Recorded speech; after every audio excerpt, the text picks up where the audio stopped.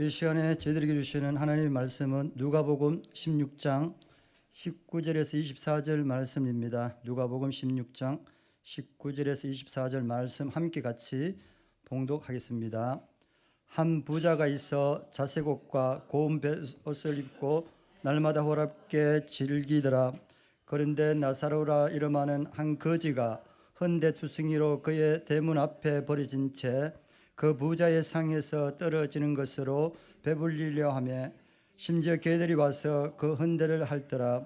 이에 그 거지가 죽어 천사들에게 받들려 아브라함의 품에 들어가고 부자도 죽어 장사되매 그가 음부에서 고통 중에 눈을 들어 멀리 아브라함과 그의 품에 있는 나사로를 보고 불러 이르되 아버지 아브라함이여 나를 긍휼히 여기사 나사로를 보내어 그 손가락 끝에 물을 찍어 내 혀를 서늘하게 하소서. 내가 이 불꽃 가운데서 괴로워하나이다. 아멘. 이 시간에는 장태원 목사님 나오셔서 진짜 복은 이런 것입니다라는 제목으로 말씀을 선포하시겠습니다. 네, 오늘 추수감사주일입니다. 그래서 감사할 수 있는 사람들은요, 복을 받은 사람들이죠. 그런데 진짜 복을 받은 사람들이 진짜 감사할 수가 있습니다. 그래서 오늘 본문 말씀을 통하여서 예수님의 이 비유의 말씀을 통하여서 뭐가 진짜 복인지, 진짜 내가 하나님의 복을 받고 있는지 한번 생각해 보면 좋을 것 같습니다. 오늘 본문에서 예수님께서는요, 아주 날카로운 책망을 하고 있습니다. 그래서 그냥 이게 뭐 천국의 이야기, 지옥의 이야기를 하고 있는 것이 아니라 예수님의 비유는 분명하게 그 안에 이제 내용이 있습니다. 아주 중요한 전달하고자 하시는 교훈이 있거든요. 그 부분을 한번 생각해 보려고 합니다. 자, 이제 추수감사주일이 되면 추수감사주일의 유래는 이제 한번 들어보셔야 됩니다. 추수감사주일은 원래 이제 성경에 있는 절기가 아닙니다. 원래 성경에는 맥추감사가 있죠. 절기 중에 하나입니다. 네, 먼저 보통 우리는 7월 달에 7월 첫 주에 맥추감사주일이 지나가는데 이제 보리를 베고 뭐 밀을 키우고 뭐 이런 시기와 이제 우리가 지금 이제 절기 이제 지키는 이 추수감사주일은요, 우리 개혁교회, 우리 개신교회라고 하죠. 개혁교회와 아주 중요한 연관이 있는 절기가 이 추수감사주일입니다. 1517년에 종교개혁이 일어나고 이제 교회가 시작되었습니다. 근데 이제 그때 시작된 교회를 개혁교회라고 합니다. 그래서 오늘날에는 이제 개신교회라고 하죠. 개신교, 개신교회라고 하는데 종교개혁해서 이제 새로운 교회가 시작되면 그냥 뭐 이제 개신교회가 시작되었으니까 그냥 이제 가톨릭은 가톨릭이고 교회는 교회고 이렇게 시작된 게 아닙니다. 이 개혁교회는 또 구교인 가톨릭에서 엄청난 박해를 당하게 됩니다. 왜냐하면 그 당시에 세계관이 이제 기독교 가톨릭이죠. 그 당시에는 이제 기독교 세계관이라고 하면은 가톨릭을 의미를 합니다. 그래서 이 가톨릭 세계관에서 새로운 교회가 시작되었다는 것은 정말 우리가 생각하기 어려운 박해를 받았습니다. 그때 이 종교적인 박해를 피해서 도저히 영국에서는 살 수 없다. 우리가 정말 종교의 자유, 예배의 자유, 신앙의 자유가 더 중요하다. 그거 찾아가야 되겠다. 그렇게 해서 102명의 청교도들이 이제 메이플라워 배를 타고 북미 대륙으로 이주한 것이 이 추수감사주일의 시작이 됩니다. 1620년입니다. 1620년 9월 6일에 이 102명의 청교도들이 메이플라워 배를 타고 이제 신앙의 자유를 찾아서 떠납니다. 지금처럼 이렇게 좋은 배가 있는 시기에도 배 타면 배멀미 엄청나게 하거든요. 한 6시간씩 배 타면 7시간씩 배 타면 배멀미가 감당이 안 됩니다. 그런데 이때 종교의 자유를 찾아서 이들이 배를 며칠이나 타고 떠났는가 하면요. 63일간 배를 탔습니다. 그리고 이 배를 타고 간 거리가 얼마냐 하면요. 5,440km입니다. 5,440km를 그 옛날에 그 목선을 타고 신앙의 자유를 찾아서 떠난 겁니다. 여기 신앙의 자유를 찾아 떠난 분들은요. 못 배운 사람들도 아니었고요. 가난한 사람들도 아니었습니다. 자기 집도 있고 근데 그거 다 포기하고 나는 신앙의 자유, 예배의 자유를 찾겠노라 그렇게 떠난 거죠. 그래서 63일간 항해를 하고 도착을 했는데 정말 한 명이 그 배에서 죽었고요. 한 명이 태어나서 102명이 출발을 해서 102명이 도착을 했습니다. 그런데 그러면 이제 잘 도착했으니까 하나님의 은혜로 잘 되느냐? 그게 아니라 도착하고 난 이후에 3개월이 지나지 않아서 50명만 남고 다 죽었습니다. 왜냐하면 그 도착한 곳이 한겨울이었거든요. 그 장소가. 그러니까 그 63일이라는 그 긴 시간 동안에 배를 타고 신앙의 자유를 찾아서 자기들이 가지고 있는 거 다 포기하고 재산도 다 내려놓고 모든 거 다 포기하고 그 곳으로 갔는데 도착하자마자 막 하나님의 은혜가 넘치고 하나님의 놀라운 계획하심이 있어서 막 모든 것이 잘 되었으면 정말 감사할 게 많았을 텐데 도착한 지 3개월 만에 52명이 죽은 겁니다. 하루에 2명씩 3명씩 막 죽는 날도 있었습니다. 추위와 배고픔과 질병 때문에 그렇게 사람들이 죽었습니다. 자, 이 겨울이 지나고 난 다음에 102명 중에 50명이 남았고요. 이 살아남아 있는 50명도 막 건강하고 뭐 그랬겠습니까? 아닙니다. 다 병들었고 힘들었습니다.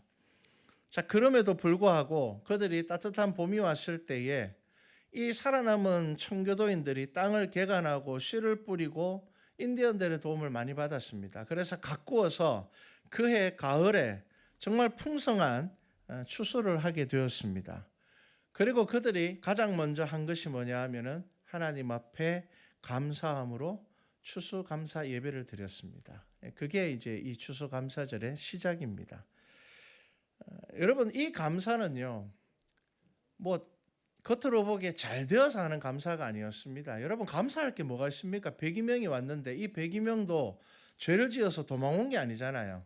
신앙의 자유를 찾아서 진짜 영국에서 이 개신교 교회로서 신앙생활을 하려니 이 가톨릭의 박해가 너무 심하니까 뭐 직장도 가질 수도 없고 아무것도 안 되고 사회적으로도 거의 뭐 매장이 되어버리고 이런 상황이기 때문에 우리는 정말 하나님 앞에 온전히 예배드리고 싶다고 102명이 나왔는데 도착해가지고는 절반이 죽어버렸습니다. 도대체 감사할 게 뭐가 있겠습니까? 원망할 게 더 많죠.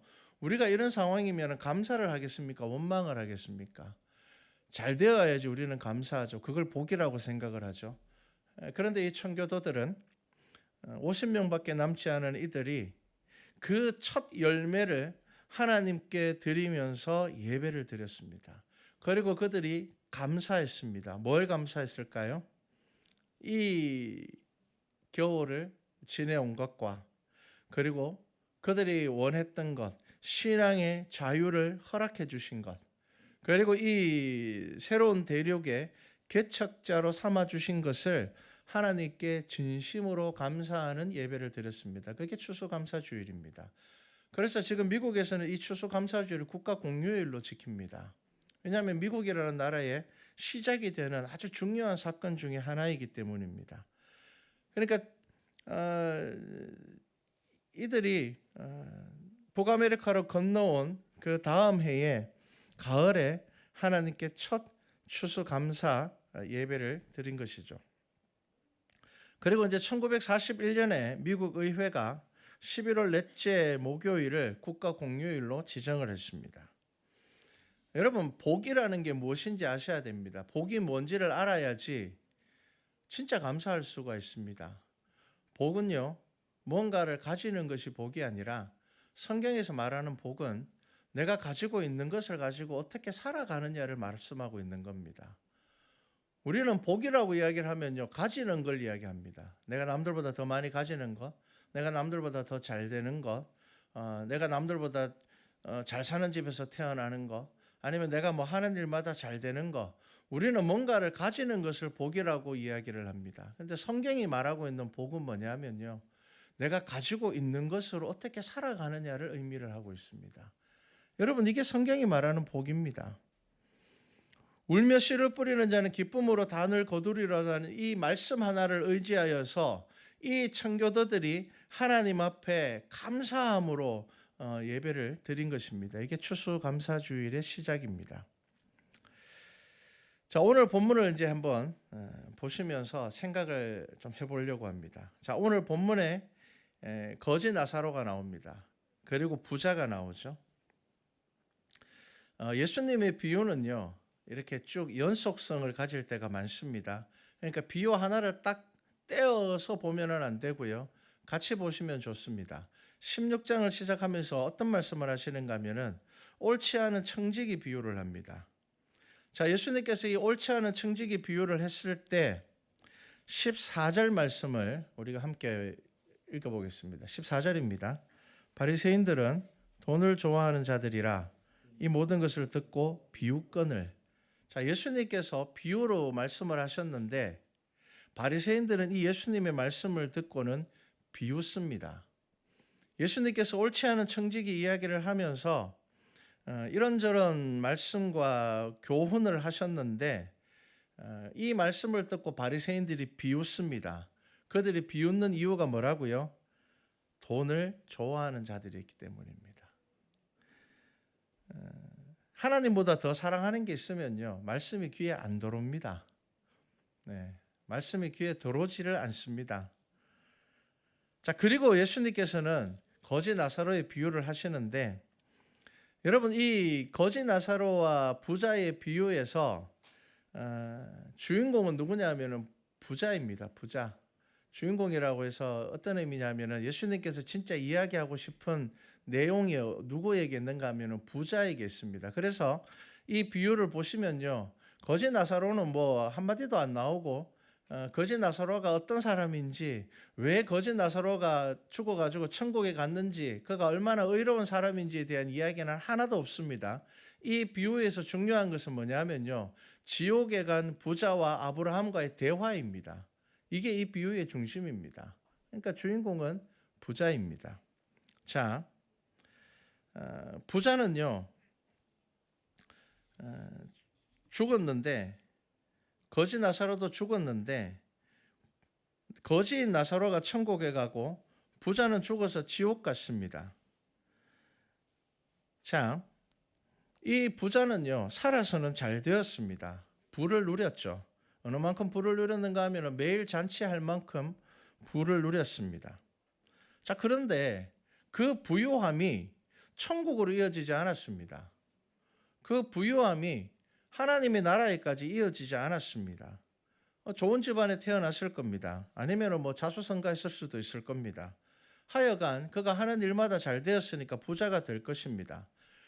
오늘 비유에서 예수님은요, 이 부자가 나쁜 방법으로 부자 되었다고 말씀하지 않습니다. 그렇게 추측하시면 안 됩니다. 그리고 그가 지옥에 간 것은요, 하나님을 믿지 않아서가 아닙니다. 이 부자는 유대인입니다. 하나님을 믿는 사람입니다. 그렇다면 지금 이 비유에 등장하는 부자에 대해서 우리가 정의를 하자면 그는 하나님을 믿는 사람이며 딱히 악한 일을 한 것이 없습니다. 이 비유 안에서 이 부자의 잘못, 일단은 이 이제 아브라함의 대화 이전에 등장하는 유일한 부자의 잘못이 뭐냐 하면 거지인 나사로가 그의 대문에서 굶어 죽는 것에 그는 관심이 없었습니다. 아마 이 부자는 거지 나사로가 대문에 있다가 죽었는지도 몰랐을 겁니다. 그러니까 무관심했습니다. 뭐 굶어서 죽지 않게 해줄 수 있었음에도 그는 관심이 없었습니다. 자, 일단 둘 다 죽었고 부자는 죽어서 고통 중에 눈을 떴습니다. 그런데 아브라함의 품에는 나사로가 안겨 있었습니다. 자, 부자가 너무 괴로워서 이렇게 이야기를 합니다. 나사로에게 그 손끝에 물 한 방울을 얻기를 원했습니다. 이제 입장이 바뀌었죠. 살아서는 나사로가 뭔가를 얻기를 원하는 입장이었다면, 부자에게 뭔가를 얻기를 원하는 입장이었다면 이제는 그 입장이 바뀌었습니다. 이제 나사로는 아브라함의 품에 있고 부자는 지옥에 있으면서, 부자가 누구에게 부탁합니까? 아브라함의 이야기에서 나사로를 통하여서 물 한 방울만, 그 손가락 끝에 물을 찍어서 내 혀를 좀 서늘하게 해줬으면 좋겠다고 이야기를 합니다. 자, 그런데 우리가 24절까지 말씀을 읽었죠. 우리 25절 말씀을 함께 읽어보겠습니다. 아브라함이 이르되 예, 너는 살았을 때에 좋은 것을 받았고 나사로는 고난을 받았으니 이것을 기억하라. 이제 그는 여기서 위로를 받고 너는 괴로움을 받느니라. 아멘. 자, 여러분, 좋은 것을 받았는데 이게 복이 아니었습니다. 자, 좋은 것을 받았다면, 이게 진짜 좋은 것이라면은 그 부자가 천국에 가야죠. 이게 정말 좋은 것이었다면. 근데 지금 아브라함이 뭐라고 이야기를 하는가 하면, 너는 좋은 것을 받았고 나사로는 살아서 고난을 당했는데 이제 그는 여기서 위로를 받을 것이고 너는 괴로울 거라고 이야기를 합니다. 여러분, 이 땅에서 좋은 것을 받았는데 이 좋은 것이 하나님의 나라까지 연결이 되지 않았습니다. 여러분, 성경에서 말하고 있는 진짜 복이 뭐냐면요, 하나님의 나라에 이를 수 있는 것이 복입니다. 지금 이 비유에서요, 가난이 복이라는 말을 하는 게 아닙니다. 우리가 부유하든 가난하든 이것은 우리가 세상을 살아가는 삶의 환경입니다. 환경. 그래서 오늘 비유를 통하여서 우리가 무엇을 알아야 되는가 하면요, 여러분, 부자와 복받은 사람을 구분할 줄 아셔야 됩니다. 부자와 복받은 사람을 구분할 줄 모르면요, 우리가 쓸데없는 거 부러워하게 됩니다. 진짜 부러워해야 될 것을 부러워하지 못하고요, 진짜 안 부러워해도 될 거를 부러워하게 되는 겁니다. 여러분, 성경에서 말하고 있는 진짜 복이 무엇인지 아십니까? 그 복으로 인하여서 그 사람이 하나님의 사람으로 인정받는 게 복입니다. 그 복을 받으셔야 됩니다. 우리가 복을 이야기할 때 아브라함 이야기를 하죠. 아브라함이 부자이기 때문에 우리가 복 받았다고 이해한다면 성경을 잘못 보고 있는 겁니다. 아브라함이 믿음의 조상이 되었기 때문에 복을 받은 겁니다. 물질적으로 부자가 된 것이 아니라 믿음의 조상이 되었기 때문에 성경이 그를 복 받았다고 이야기를 하는 거지, 아브라함이 부자였기 때문에 복 받았다고 말씀하는 것이 아닙니다. 아브라함이 부자인 것은 하나의 환경과 조건입니다. 그리고 아브라함에게 있어서 부자라는 것은 하나님의 일을 하기 위한 환경이었습니다. 그렇기 때문에 아브라함이 복 받은 겁니다. 하나님이 주시는 복을 받으면 받을수록 하나님과 가까워지고 예배와 가까워지고 기도와 가까워지는 것이 하나님께서 주시는 복입니다. 여러분, 그걸 아셔야 됩니다. 내가 입으로는 복을 받았다고 이야기를 했는데 하나님과 더 멀어진다면 그거 과연 하나님께서 주신 복일까요? 그거 착각하고 있는 겁니다, 여러분. 내가 기도해서 하나님께서 나한테 이런 복을 주셨어. 그런데 그 복으로 인하여서 내가 하나님과 멀어지고 예배와 멀어지고 말씀과 멀어진다면 그거 진짜 하나님이 주신 복일까요? 어떻게 하나님이 주신 복을 받고 예배와 멀어질 수가 있습니까? 어떻게 하나님께서 주신 복을 받고 하나님과 멀어질 수가 있습니까? 그런데 그것을 하나님께서 주신 복이라고 우리가 착각을 한단 말이에요. 그건 착각입니다, 여러분. 그렇게 착각하기 시작하면 우리의 믿음이 다 엉뚱한 방향으로 가버리는 겁니다. 내가 한 노력을 하나님이 주신 복이라고 자랑하실 필요는 없습니다. 그냥 내가 열심히 해서 받은 겁니다. 여러분, 하나님 안 믿는 사람들이 더 잘 삽니다. 하나님 안 믿는 사람들이 더 성공합니다. 여러분, 그거는 우리가 객관적으로 눈으로 딱 들어보면은 뭐 주위만 살펴봐도 알잖아요. 여러분, 양심 없는 사람들이 더 잘 삽니다. 편법을 이용하는 사람들이요, 더 쉽게 길을 갑니다. 여러분, 그거 보고 상처받으시면 안 됩니다. 왜냐하면 그거 하나님께서 주시는 복이 아니거든요. 그 복은 결국 하나님의 나라에 이르지 못하는 복입니다. 그 복을 부러워하지 마십시오. 어떤 복을 부러워하셔야 되는가 하면요, 복도 받았는데 그 복으로 하나님 나라까지 가는 사람이 있으면 그걸 부러워하지 십시오. 복을 받았는데 하나님과 더 가까워집니다. 복을 받았는데 예배와 더 가까워지고 깊어집니다. 복을 받았는데 찬양이 더 은혜로워집니다. 여러분, 그게 진짜 복입니다. 그냥 잘 되는 것, 부자와 복 받은 것을 구분하십시오. 성공하는 것과 복 받은 걸 구분하셔야 됩니다. 우리는 성공하는 것, 부자 되는 것, 이거를 복하고 구분을 잘 못해가지고 자꾸 잘못된 것에 빠질 때가 많습니다. 하나님이 주신 것은요, 여러분들이 만약에 내가 가지고 있는 거, 제가 기도할 때마다, 헌금 기도할 때마다 이 기도를 하는 이유가 있습니다. 여러분, 내가 가지고 있는 거 다 하나님의 것입니다라고 진짜 고백한다면 여러분, 하나님의 것을 하나님에게 줄 때 아깝겠습니까? 안 아깝겠습니까? 안 아까워야 정상인 겁니다. 아까우면 이거는 입으로는 하나님의 것입니다라고 이야기하지만 아직 이 은혜의 고백이 없는 겁니다. 그래서 여러분, 억지로 헌금하실 필요가 없습니다. 여러분, 억지로 헌금하시지 마십시오. 왜냐하면 하나님께서는 예물을 받으시지 돈을 받지 않으시거든요. 여러분, 예물은 뭡니까? 내 것을 드리는 것이 아니라 하나님의 그심을 내가 인정하는 것입니다. 제가 살아가는 것 모든 것 다 하나님의 은혜입니다. 이거 인정하는 게 예물이고 봉사고 헌신입니다. 여러분, 나의 시간을 드리는 거, 이거 내 시간인데 하나님 주려면 아깝습니다. 내 시간을 하나님께 주는 게 얼마나 아깝습니까? 그런데 나의 생명이 하나님의 것이라는 분명한 고백이 있다면 이게 아깝지 않습니다. 왜? 하나님의 것이니까. 여러분, 이것을 아셔야지 진짜 감사를 하는 겁니다. 에베소서 1장 3절 말씀에 사도 바울이 이렇게 고백합니다. 찬송하리로다. 하나님 곧 우리 주 예수 그리스도의 아버지께서 그리스도 안에서 하늘에 속한 모든 신령한 복을 우리에게 주시되 곧 창세전에 그리스도 안에서 우리를 택하사 우리로 사랑 안에서 그 앞에 거룩하고 흠이 없게 하시려고, 이렇게 고백합니다. 하나님께서 주시는 복이 뭐라고요? 신령한 복입니다. 그리고 이 신령한 복이 뭐라고요? 그리스도 안에서 나를 택하심을 깨닫게 되는 겁니다. 사도 바울은 부자 아닙니다. 가난했습니다. 하는 일마다 잘 되었느냐? 복음은 전하여졌지만 박해를 더 많이 받았습니다.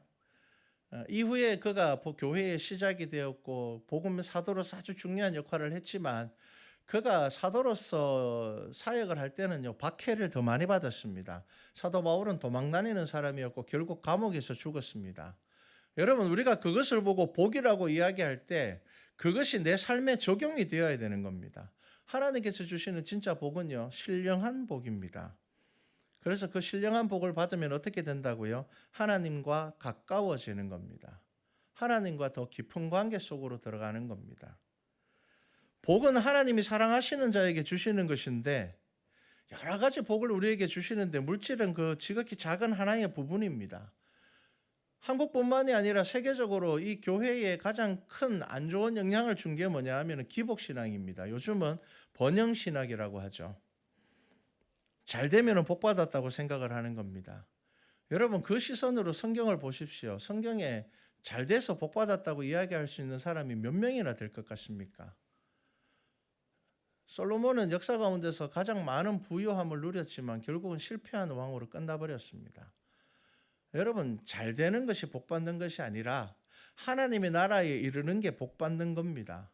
그러니까 그 복에 대한 기준을 여러분들이 가지지 못하시면요, 우리 인생 삶에서 쓸데없는 것에 상처받습니다.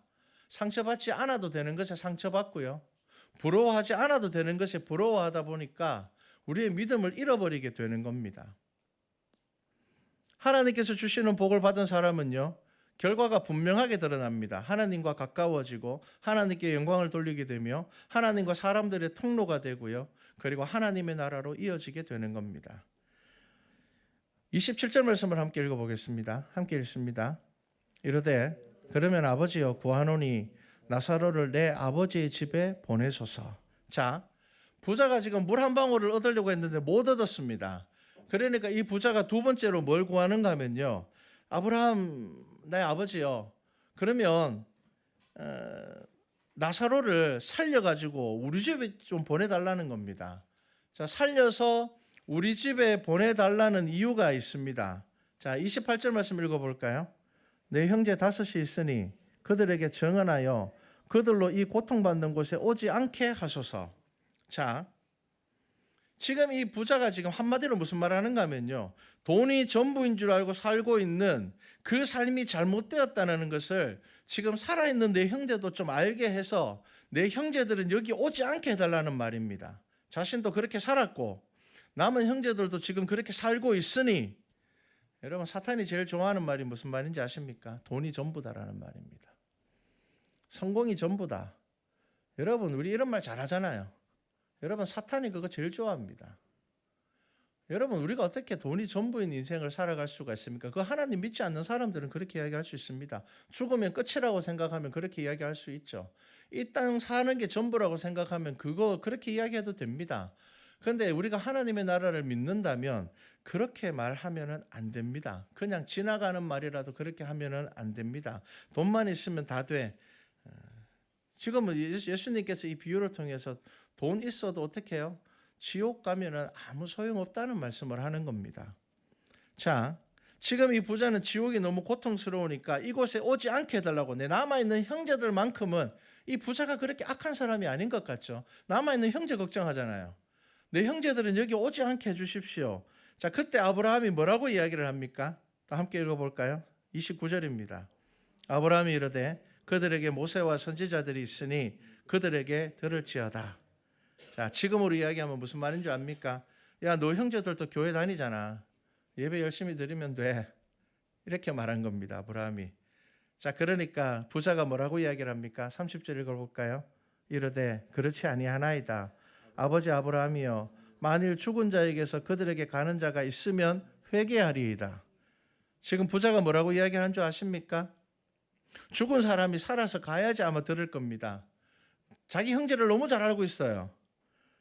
여러분, 이 말씀은 인간의 죄와 교만이 얼마나 무서운지를 우리에게 말씀하는 겁니다. 지금 부자가 무슨 말 하는지 아십니까? 제 형제들 아무리 교회 열심히 다녀도 여기 지옥에 올 겁니다. 그 이야기입니다. 제 형제들은요, 아무리 교회 열심히 다녀도 깨닫지 못합니다. 우리가 예배 안 드리는 줄 압니까? 우리 맨날 예배 드리는데 못 깨닫습니다. 그래서 지옥 올 겁니다라는 이야기입니다. 이 말씀이 이 비유에서 가장 중요한 말씀입니다. 여러분, 19절에 시작하면서 한 부자가 있어서 뭐라고요? 날마다 자색 옷 입고 고운 베옷 입고 날마다 호화롭게 즐긴다고 이야기하죠. 이거 잔치를 한다는 이야기인데요. 유대인 부자들은 잔치를 하면은 꼭 하는 게 있습니다. 뭐냐면 유명한 랍비를 불러서 말씀을 듣습니다. 한마디로 이야기를 하면요, 그 당시에 부자들은 뭘 했는가 하면요, 잔치를 탁 벌려서 유명한 랍비, 이름 있는 랍비를 모셔서 식사 대접을 하면서 하나님의 말씀을 들었습니다. 그냥 먹고 노는 부자가 아니었습니다. 우리가 예수님의 생애를 보면요, 바리새인이 예수님을 초청해서 잔치 벌이잖아요. 그런 겁니다. 그러니까 이 부자는요, 한마디로 이야기를 하면은 유명한 목사님들 모셔서 지금으로 이야기를 하면요, 신방도 자주 받고, 목사님을 집에 초청해서 예배드리고 말씀도 듣고 그렇게 했다는 겁니다. 그런데 뭐라고 이야기를 합니까? 그럼에도 불구하고 31절 마지막 말씀을 우리가 함께 읽어볼까요? 이르되 모세와 선지자들에게 듣지 아니하면 비록 죽은 자 가운데서 살아나는 자가 있을지라도 권함을 받지 아니하리라 하였다 하시니라. 아멘. 예수님의 비유가 무슨 말씀인지 아십니까? 아무리 예배를 열심히 들어도 깨닫지 못하면은 지옥으로 간다라는 말씀입니다. 여러분, 이 말씀이 얼마나 강력한 권고인지 아십니까? 지금 예수님께서 이 말씀에 얼마나 깊이 있는 말씀인지를 아셔야 되는 겁니다. 그리고 여러분, 이 말씀을 듣고 우리가 깨닫는 게 있어야 되는 겁니다. 자, 이제 성경이 말하는 진짜 복이 뭔지를 생각해 보셔야 됩니다. 말씀을 듣고 깨닫고 자신의 삶의 변화를 경험하며 하나님의 나라를 이루고 결국은 하나님의 나라까지 가야지 그게 진짜 복이라는 겁니다. 아무리 예배를 드리고 말씀을 들어도 결국 무엇인가를 결정할 때가 되면 익숙한 내 생각대로, 내 고집대로 그냥 예배는 은혜 받는 것에서 끝나버린다면, 아무리 내가 잘되고 성공하고 내가 자색 옷을 입고 베옷을 입고 날마다 호화롭게 즐기더라도 하나님의 나라에 이르지 못한다라는 예수님의 강력한 경고입니다. 여러분, 이 비유는요, 정말 우리가 그냥 관념적으로 생각하는 그렇게 그냥 그런갑다, 여러분 이렇게 생각하시면 안 됩니다. 이 비유는요, 예수님께서 너희가 아무리 예배를 열심히 드려도 깨닫지 못하면은 지옥에 갈 거다라고 말씀을 하시는 겁니다. 하나님의 나라에 이르지 못할 거다라는 겁니다. 모세와 선지자에게서 듣지 아니하면 죽어서 살아나는 자가 있어도 듣지 않는다는 겁니다. 왜 예수님께서 교만을 가장 큰 죄악이라고 말씀하셨는지 아십니까? 지금 부자가 가지고 있는 교만이 뭔지 아십니까? 이렇게 살아도 나는 천국에 갈 거라는 교만으로 살았다는 겁니다. 나는 부자니까 하나님으로부터 복 받은 사람이니까 그런 교만을 가졌다는 겁니다. 내가 남들보다 지금 잘 되니까 나는 천국에 갈 거라고 생각하고 있었다는 겁니다. 그게 교만이라는 겁니다. 이 비유는 진짜 믿음이 무엇인지, 진짜 복이 무엇인지 예수님께서 우리에게 말씀하시는 겁니다. 여러분, 진짜를 찾으셔야 됩니다. 여러분들이 이미 가지고 있는 것으로 여러분들 하나님과 가까워지고 있습니까? 멀어지고 있습니까? 여러분들이 지금 가지고 있는 삶의 목표가 하나님과 가까워지고 있습니까? 멀어지고 있습니까? 예배와 가까워지고 있습니까? 멀어지고 있습니까? 개인의 기도와 가까워지고 있습니까? 멀어지고 있습니까? 여러분, 그거 점검하시면 알 수 있습니다. 여러분, 예배와 멀어진다면 그게 복이 아닙니다. 하나님은 그런 복 주지 않으시죠. 여러분, 사탄이 그 복을 줍니다. 예수님께서 공생애를 시작하시기 전에 40일 광야 기도를 마치시고 난 다음에 사탄이 예수님에게 하는 마지막 시험이 뭡니까? 내가 주겠다는 겁니다. 나한테 절하면 내가 다 줄게라는 겁니다. 여러분, 사탄이 주겠다는 겁니다. 사탄은 줍니다. 왜 사탄은 줄까요? 사탄의 목적은 한 가지입니다. 하나님과 멀어지게 하는 거거든요. 그래서 여러분, 점검하셔야 됩니다. 내가 지금 받은 것을 가지고 내가 하나님과 가까워지고 있는지, 내가 받은 것으로 내가 더 겸손하여 낮아지고 있는지, 내가 가지고 있는 인생의 목적을 통하여서 내가 더 깊이 있게 기도하고 있는지, 아니면 그것을 통하여서 내가 하나님과 멀어지고 있는지를 보셔야 됩니다. 하나님께서 주시는 복은요, 하나님과 더 가까워지고 사명이 더 분명해지고요, 은혜가 선명해지고요. 여러분, 이게 하나님께서 주시는 복입니다. 사단이 주는 복은 뭔지 아십니까? 하나님과 멀어지고도 만족스러운 겁니다. 여러분, 그것을 하나님께서 주시는 복이라고 착각하시면 안 됩니다. 자, 오늘 추수감사주일입니다. 한 해를 돌아보며 내가 진짜 복을 사모했는지 돌아보십시오. 그렇게 생각해 보십시오. 올 한 해를 지나면서 내가 하나님과 더 가까워졌는지, 나의 기도가 더 깊어지고 있는지, 하나님의 나라가 더 간절해지고 있는지 생각해 보십시오. 그래서 이 남아있는 이 한 해 진짜 복을 사모하여서 진짜 은혜를 누리는 우리 말씀과 찬양교 성도들 되기를 주님의 이름으로 축복합니다. 기도드리겠습니다. 사랑의 하나님, 예수님께서 비유를 통하여서 말씀하십니다. 진짜 복이 무엇인지, 진짜가 무엇인지 말씀하고 계십니다. 부자는 호화롭게 살았고 늘 유명한 랍비를 초청해서 하나님의 말씀을 들었지만 그는 결국 지옥에서 눈을 떴습니다. 예수님의 비유는 결코 가볍지 않습니다. 주님, 우리가 이 비유의 말씀을 듣고 깨닫게 하시고 하나님의 은혜를 사모하게 하여 주시옵소서. 감사드립니다. 예수님의 이름으로 기도드렸습니다. 아멘.